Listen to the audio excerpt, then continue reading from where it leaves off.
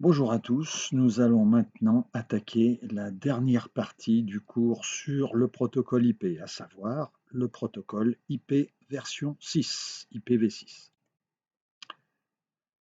Alors au sommaire, donc rapidement l'entête, on va un petit peu voir ce qu'il y a dedans, à quoi ça sert, et puis ensuite on attaquera la grosse partie, à savoir la structure de l'adressage IPv6.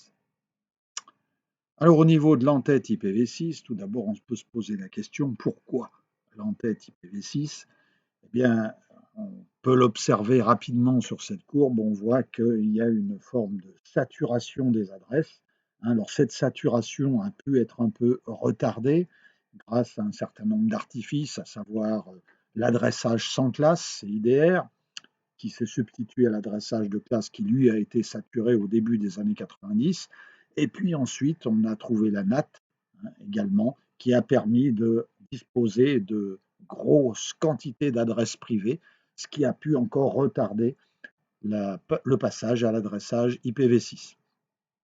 Alors l'extension de l'adressage Internet, connue sous le nom d'IPv6, a été proposée dans un certain nombre de RFC 1883, 1884, puis 2460, 2732, 2893 et enfin 4291.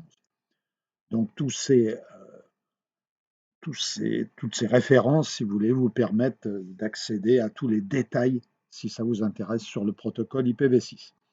Alors en gros, ce protocole est destiné à se substituer à la version actuelle IPv4 tout en restant plus ou moins compatible avec elle. Alors qu'est-ce qu'il apporte? Eh bien, tout d'abord, une augmentation de la capacité d'adressage, source et destination, puisque cette fois, on va passer de 32 bits à 128 bits. Et ça correspond en fait à disposer de 6,67 10 puissance 17 adresses par millimètre carré de surface terrestre. Je vous laisse voir un petit peu que ici, cette fois, il n'y aura plus du tout de saturation d'adresses pour les siècles à venir. Alors, ensuite, deuxième chose importante, ça permet une simplification du format de l'entête. La conséquence, c'est que ça va diminuer les temps de transit, et notamment les temps de transit dans les routeurs. Ça permet également de plus grandes possibilités d'extension parce qu'on va pouvoir avoir optionnellement des extensions et ces extensions, on va les ajouter au fur et à mesure des besoins. Notons également l'assignation automatique de la partie machine, donc il n'y a plus besoin de s'en occuper, c'est fait automatiquement. Vous avez également des nouvelles possibilités de gestion du séquencement pour certains types de paquets, par exemple type fiabilité ou type temps réel. Donc on peut mettre ça en option. Vous avez enfin amélioration de la sécurité des données, à savoir que des protocoles tels qu'IPsec, Multicast, etc. sont intégrés dans IPv6. Alors si on regarde rapidement l'entête IPv6, on voit que cette fois, on n'a plus que deux lignes de 32 bits, le reste étant consacré aux adresses. Donc ici, on a 4 lignes pour l'adresse source, 4 lignes pour l'adresse destination, mais seulement 2 lignes pour l'entête. Alors qu'est-ce qu'il y a dans l'entête? Donc il y a un certain nombre de champs, comme d'habitude, comme pour IPv4. La version, c'est 6 tout simplement. La classe de trafic, elle, va spécifier la qualité de service. L'identificateur de flux, donc un identificateur correspond à un traitement particulier du paquet. Donc on va pouvoir associer des flux particuliers. Ces flux seront traités, bien sûr, par les routeurs. Ensuite, ce qu'on appelle payload, c'est tout simplement le nombre d'octets de données. Donc ça ne change pas par rapport à la version IPv4. Ce qui change, c'est à ce niveau-là, vous avez en-tête suivant, next header. Donc l'en-tête suivant, c'est un lien vers le protocole de la couche transport ou le protocole d'entête d'option qui a été choisi. Ensuite, vous avez les sauts maximum. Donc ça, c'est toujours le nombre de sauts maximum avant expiration. C'est le même principe que dans IPv4, c'est le nombre de hops valides. Donc, les adresses IP sont cette fois sur 16 octets, c'est-à-dire 128 bits, à la fois pour émetteur et pour le destinateur. Alors au niveau des extensions, elles sont contrôlées par le champ NextHeader, comme on l'a vu. Les principales extensions, je ne les donne pas toutes, je donne les plus utilisées. La première, c'est celle de routage. Donc on peut mettre le routage en extension. la fragmentation qui cette fois devient une extension et l'authentification qui elle aussi passe en extension. Naturellement, elles sont cascadables puisque je peux à chaque fois mettre une sorte de liste chaînée, si vous voulez, des extensions que j'utilise.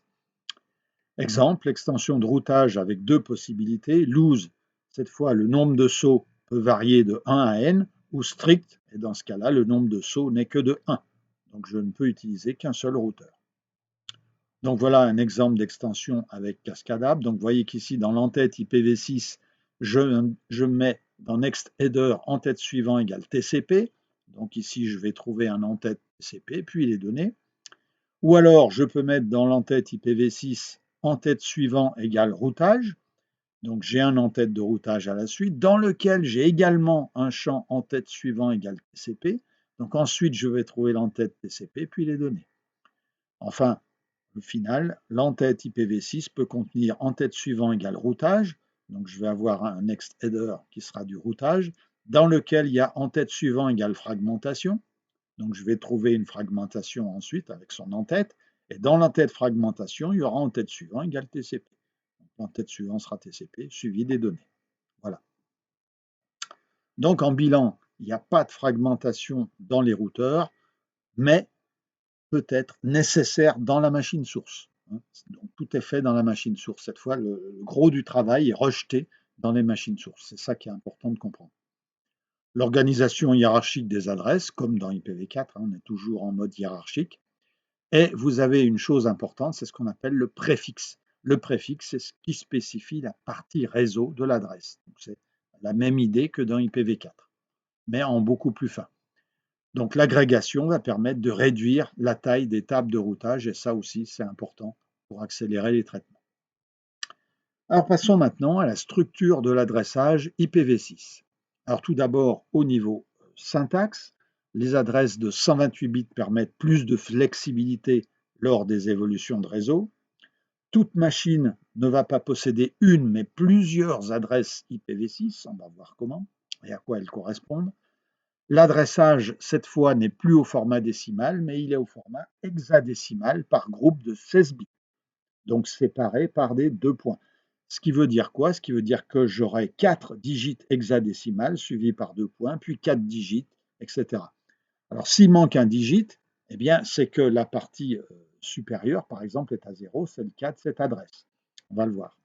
Donc, l'adressage est sans classe, il se fait décrit de la même façon que CIDR. Donc, vous avez un préfixe suivi de la longueur du préfixe. Donc, si je mets 3FFE 2.302 2.12 2.2/48, ici, ça veut dire que là, j'ai un premier mot sur 16 bits. J'ai un deuxième mot ici. Alors, vous allez me dire, il n'y a que 3 digits. Ben oui, parce que le poids fort, par défaut, quand il n'est pas là, ça veut dire que vous avez un 0 avant le 3, tout simplement. Et puis ici, pour 12, c'est pareil. 12, ça correspond à 0, 0, 1, 2. Alors, il ne faut pas dire 12 parce qu'on va avoir l'impression de le mettre en décimale, mais dire 0, 0, 1, 2. Et là, on a notre mot de 16 bits. Donc, on a 3 mots de 16 bits, 3 fois 16, 48, on est bon. Et puis le reste, 2 points, 2 points, on va expliquer. Autre exemple d'adresse, ici, donc vous voyez, /64, donc là, j'ai 3FFF, 302, etc. Même chose, 2.A00, 2.20FF, etc., 2.FF. Voilà, donc là, vous avez une adresse complète sur 64 bits, enfin une demi-adresse, puisque l'adresse totale, c'est sur 128 bits. Alors, parlons maintenant justement de format d'adressage IPv6. Vous avez 3 représentations possibles. Vous avez tout d'abord une forme explicite qui, elle, doit comporter au moins un chiffre dans chaque champ. Exemple AC35, on peut mettre en majuscule ou en minuscule les digits hexadécimaux. 2.0, quand je mets 0, ça veut dire que j'ai 4 zéros pour les digits hexadécimaux. 0, 2.0, 2.21, ça veut dire que les poids forts sont à 0. 2.200E, 2.F1DC, 2.FFF, 2.2544. Donc là, vous avez la totalité de l'adresse IPv6. Alors très souvent, il y a des raccourcis. Vous avez notamment ce qu'on appelle une forme implicite. Donc là, dans la forme implicite, qu'est-ce qu'on fait? Comme on a souvent des grosses parties de l'adresse IPv6 qui sont toutes à 0, parce que c'est encore défini, par exemple, Donc, on peut remplacer une séquence unique de 0 par une paire de doubles points. Quand je dis séquence, ça veut dire que ce sont des octets hexadécimaux qui se suivent. Hein. Il n'y a pas de trou. Okay. Ainsi, par exemple, l'adresse FD03 2.0, 2.0, 2.0, 2.0, etc., 2.0, 2.27 s'écrira FD03 2.2.27. Okay. Enfin, vous avez une forme mixte, on en reparlera plus tard, qui intègre le système d'adressage IPv4. Par exemple, l'adresse 0, 2.0, 2.0, 2.0, 2.2, 2.193.51.199.69, ça pourra s'écrire dans le format implicite 2.2.2, 2.193.51.199.69. Vous voyez que c'est un format mixte, hein, puisqu'on a à la fois de l'adressage en IPv4 classique, hein, avec le format décimal, et puis ici le format avec les digits hexadécimaux. Voilà, donc ça, c'est les trois formes d'adresse IPv6. Alors parlons maintenant de la sémantique, et plus particulièrement des types d'adresses IPv6 qu'on peut rencontrer. Eh bien, c'est assez simple, il n'y en a que trois. Vous avez tout d'abord l'adressage unicast, dans lequel on adresse un seul interface, donc par exemple adresse de loopback, adresse de lien local, adresse locale unique, etc. Tout ça, ce sont des adresses unicast. L'adresse unicast, donc ça caractérise une adresse parmi n, c'est-à-dire une adresse dans un intervalle d'adresses. Et enfin, le multicast, où là, on adresse un ensemble d'adresses. Donc, c'est de la diffusion pour groupe d'adresses. Par exemple, broadcast par groupe. Donc, tous ces types se distinguent par la valeur du préfixe, comme d'habitude, dans tous les adressages IP, que ce soit IPv4 ou IPv6. Alors, une adresse unicast, comme on l'a dit, c'est une interface unique. Une adresse multicast, c'est un groupe d'interfaces qui appartiennent généralement à des nœuds différents et qui peuvent être situés n'importe où sur Internet. Un paquet dont l'adresse de destination est multicast sera envoyé vers tous les interfaces qui sont membres du groupe. Alors, l'adresse unicast, elle désigne aussi un groupe d'interfaces, mais si l'adresse de destination est une adresse unicast, alors elle est acheminée à un seul élément du groupe, et non à tous. En général, l'élément le plus proche. Voilà pour la sémantique, et ici, vous avez la structure la plus importante de l'adressage IPv6.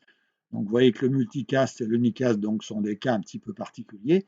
Nous, ce qui va nous intéresser, c'est surtout l'adressage unicast.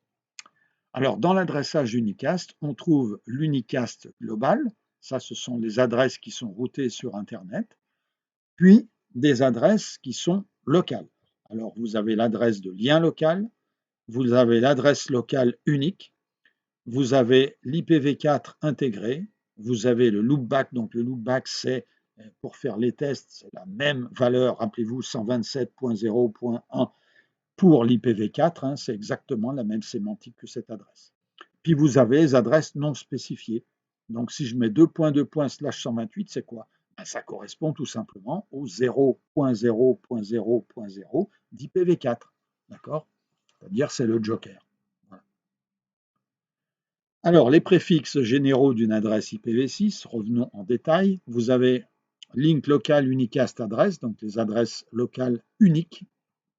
Donc ici, le préfixe, c'est 1111, donc 41, suivi de 3110, 10, noté en IPv6, c'est quand même plus simple, FE80, 2.2./10. Ça veut dire que les 10 premiers bits auront toujours cette valeur-là. Les autres peuvent avoir n'importe quelle valeur. C'est pour ça qu'on met FE80. Alors ici, on tronque les deux derniers bits, puisque ici, j'ai même plus que ça d'ailleurs. Ici, j'ai 16 bits. Hein, et je prends que les 10 premiers. Donc le reste est mis à 0. Voilà, donc ça, c'est des adresses qui sont allouées par configuration automatique sur votre machine, si vous avez l'adressage IPv6, ce qui est de plus en plus le cas. Ensuite, vous avez le global unicast, les adresses unicast de type global. Donc ça, c'est tout le reste. Alors, on conserve le préfixe 001, qui malheureusement est obsolète depuis la RFC 3513, mais qui reste encore d'actualité dans les attributions de l'IANA. L'IANA, je rappelle que c'est l'organe mondial qui alloue les adresses IP.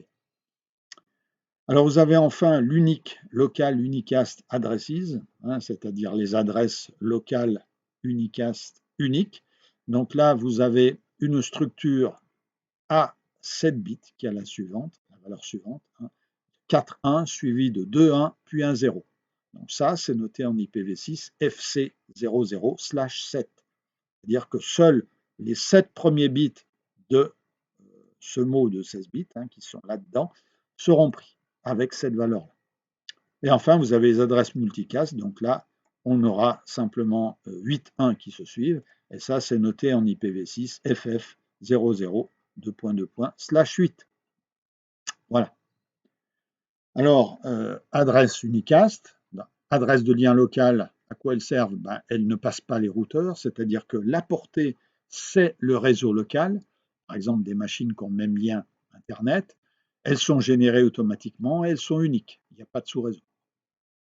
Ensuite, vous avez les adresses unicast locales uniques, elles ne sont toujours pas routables sur Internet. La portée, c'est une organisation locale et elles sont gérées exactement de la même façon que les adresses privées. C'est pour ça qu'on vous met facilite le routage privé. Et enfin, les dernières adresses les plus importantes, les adresses globales, elles sont routables sur Internet et la portée, c'est l'Internet tout entier.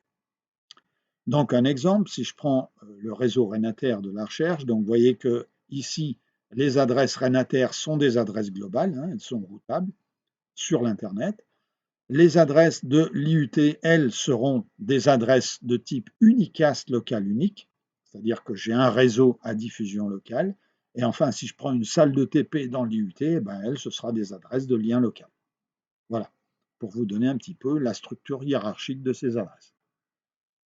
Alors, au niveau de la configuration, si on repasse sur la structure des adresses locales uniques, donc comme j'ai dit tout à l'heure, pour les adresses locales uniques, vous avez ici le préfixe de 7 bits, vous avez un bit ici L qui est en général mis à 1, et puis ici l'identificateur de site, tout simplement. Ça c'est aléatoire, c'est généré aléatoirement par la machine, ce qu'on appelle l'idée globale.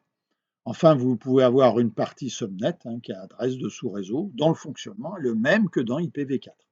Et enfin, l'adresse partie d'interface sur 64 bits qu'on retrouve toujours.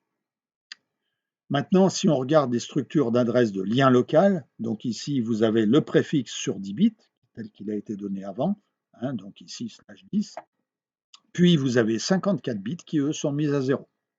Voilà, donc c'est assez simple comme adresse, et puis ensuite vous avez toujours l'adresse de l'interface sur 64 bits.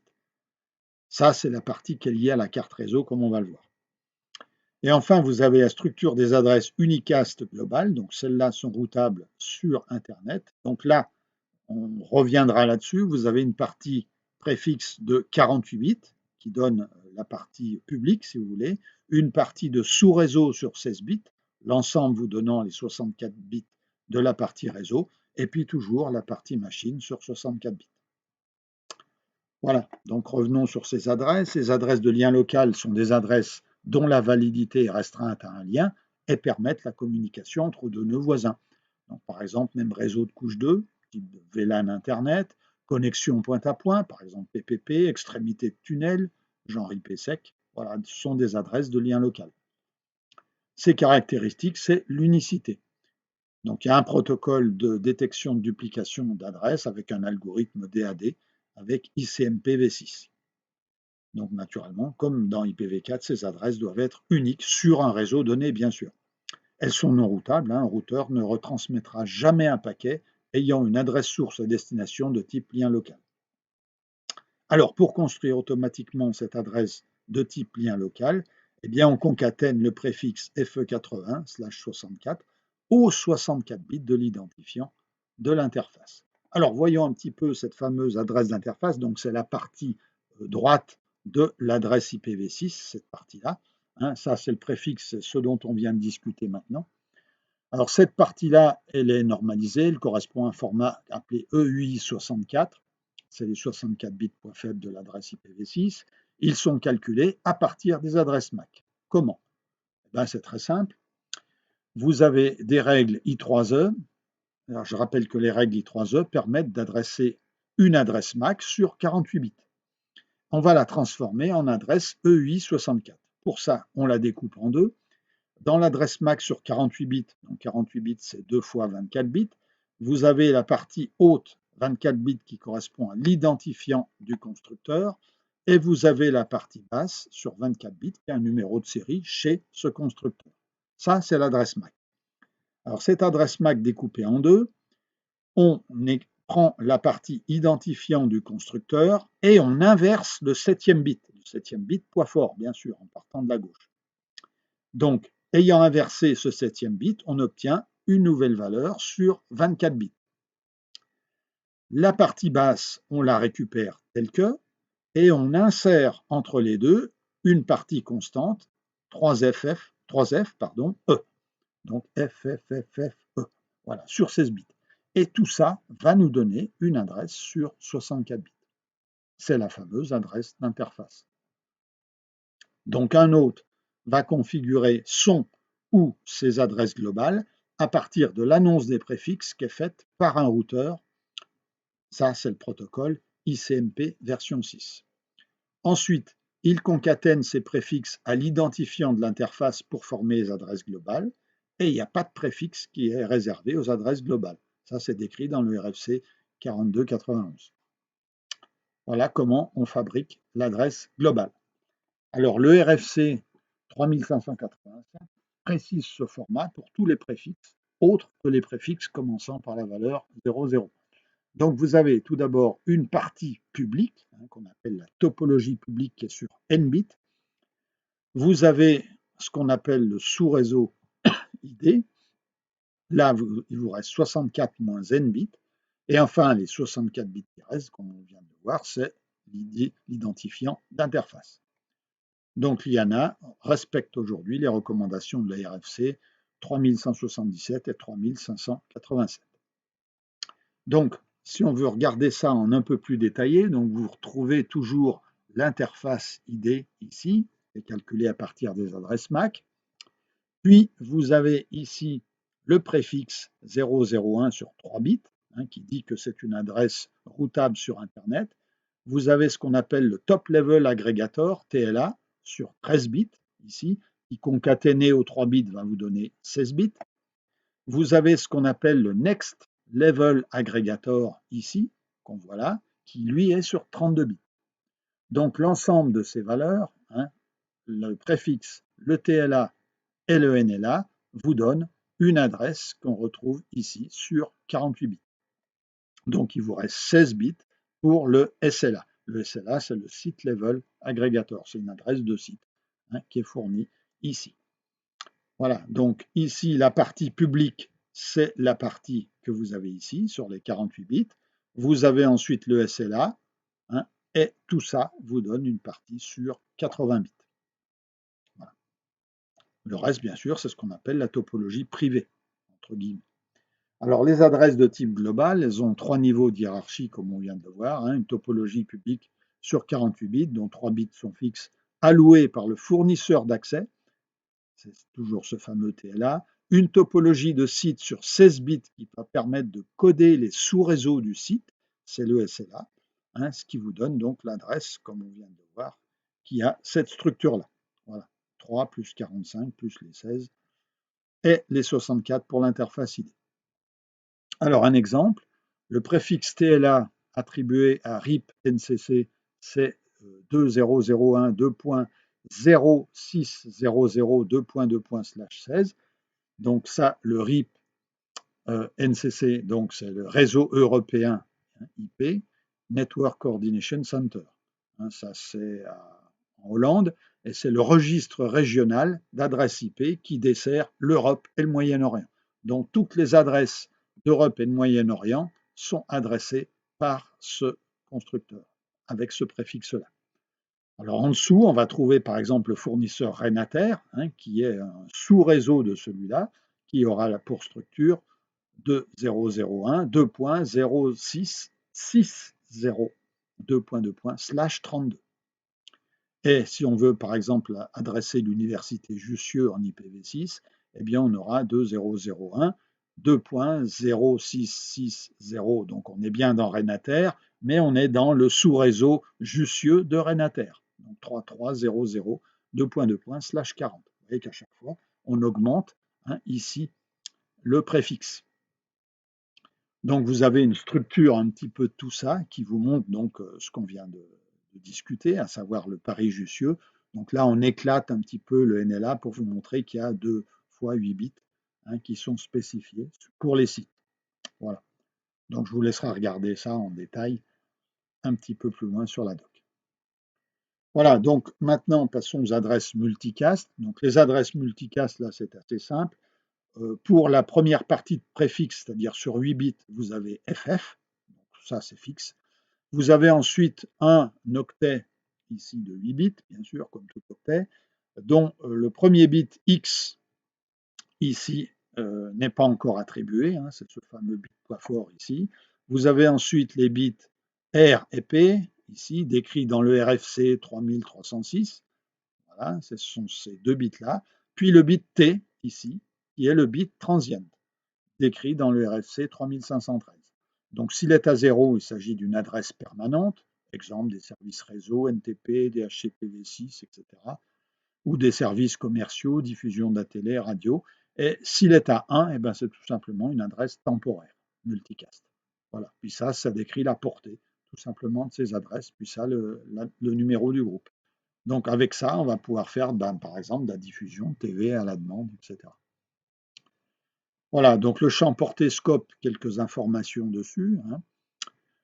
S'il vaut 0, c'est réservé. S'il vaut 1, c'est un nœud local. S'il vaut 2, c'est un lien local. S'il vaut 3, c'est un sous-réseau local.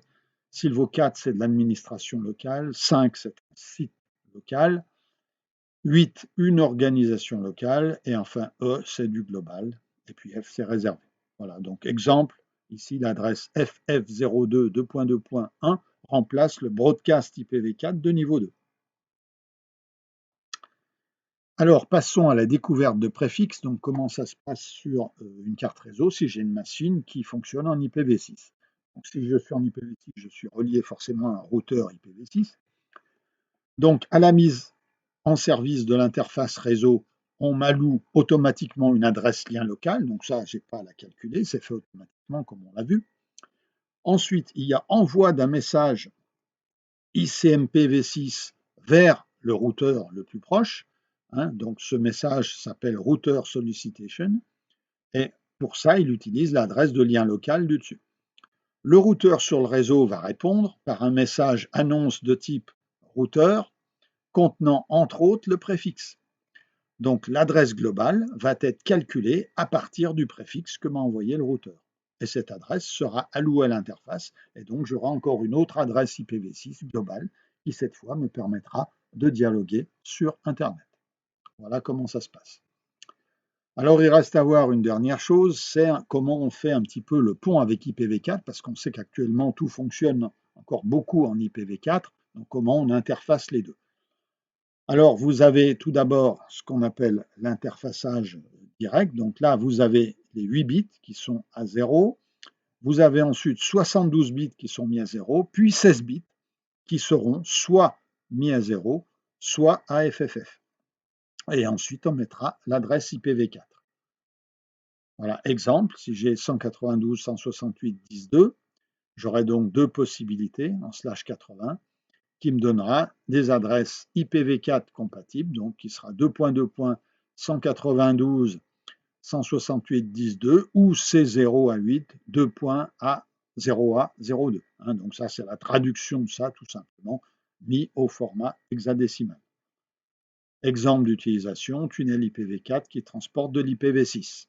Donc ça nécessite une traduction du protocole IPv6. Alors on verra ça un petit peu en détail. Donc les adresses IPv4 peuvent être mappées directement soit en mettant 2.2.FFF 192.168.10.2 ou 2.2.FFF, l'adresse directement en hexadécimal. Ça, c'est utilisé en interne pour les nœuds qui mélangent IPv4 et IPv6. Il n'y a pas d'utilisation entre nœuds en tant qu'adresse IPv6, bien sûr. Alors, comment ça se passe dans la pratique? Ben, vous avez le fameux tunnel IPv6 qui utilise du 624. Si par exemple j'ai des machines qui fonctionnent sur IPv6, eh bien on peut créer un tunnel automatiquement appelé 624 entre machines hôtes IPv6 ou entre routeurs de sortie de deux intranets IPv6. Donc ça se fait naturellement uniquement à partir d'adresses IPv4 et IPv6 publiques.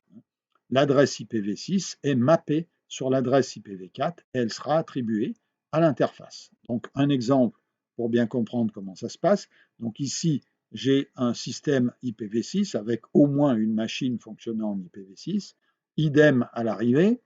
Et puis l'Internet entre les deux, ben, c'est toujours de l'IPv4. Donc pour ça, il va falloir que mon routeur implante le 624. Donc ça, les routeurs maintenant l'implantent. Donc comment ça se passe? Eh bien ici, je vais avoir un paquet sur mon réseau Internet IPv4 qui aura une structure de paquet IPv4. Cette structure, c'est la suivante. Donc ici, l'entête IPv4 contiendra comme adresse source ben, l'adresse du routeur R1 et comme adresse destination, eh bien, une adresse qui sera calculée à partir de l'adresse IPv6 interne ici. Voilà. Et puis l'adresse IPv6, elle sera à l'intérieur, hein, et ce sera les fameuses adresses IPv6 mappées sur les adresses IPv4. Et puis les données à la suite. Voilà. Alors pour le mappage, eh bien, ça dépend. Si on a une adresse de site, donc le préfixe 624 correspondant à chaque adresse IPv4 sera 2002/16. L'adresse IPv4 sera convertie en hexa, hein, www.xx,yyzz, et on obtiendra par exemple 2002, 2 points, www.xx, 2 points, yyyzz, 2 points, 2 points, après suivi de 0/48. Ça, c'est dans le cas d'une adresse de site. Maintenant, si je suis dans le cas d'une adresse haute dans le sous-réseau d'un site, j'aurai un préfixe 624 qui correspondra à chaque adresse IPv4 2002, 2.2./16. L'adresse IPv4 sera toujours en hexa avec la même structure, hein, de www.xx 2.yyyzz, et cette fois j'aurai 4 SSS, hein, identifiants de subnet. 4S. Donc l'adresse de l'interface, par exemple si elle est A0020FF, etc., eh bien j'aurai une adresse qui va s'écrire 2002, 2.wwxx, 2.yyyzz, 2.4S, hein, qui vont me décrire ici l'adresse de mon sous-réseau, suivie de l'adresse d'interface que vous avez au-dessus, slash 64. Hein, slash 64 veut dire qu'on ne s'intéresse qu'à cette partie-là. Voilà. Eh bien, c'est terminé donc pour ce cours.